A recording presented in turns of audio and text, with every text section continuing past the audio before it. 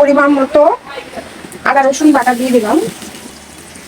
এখন ভালোভাবে নেড়ে চেড়ে ভালোভাবে কষায় নিতে হবে, যাতে আদা রসুনের কাঁচা ভাবটা চলে যায়। এদিকে মাছগুলো ভেজে রেখে দিয়েছি।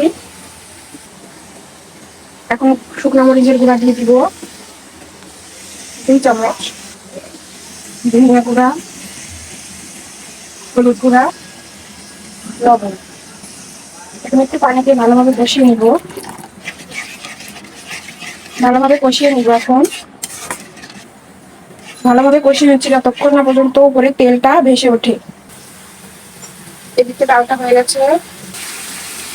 এই তো ভালোভাবে কষানো হয়ে গেছে, তেল উপরে উঠে গেছে। এখন এর মধ্যে একটু পানি দিয়ে দিব।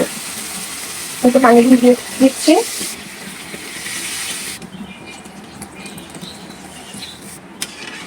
ভালোভাবে নেড়ে চেড়ে নিতে হবে।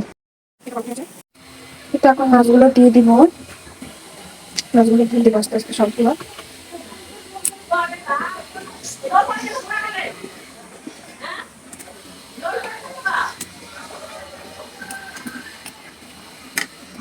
সবগুলো মাছ দিয়ে দিলাম। এই তো রুই মাছ বোনা রেডি। সবাই কেমন হবে, ভালো থাকবেন সবাই।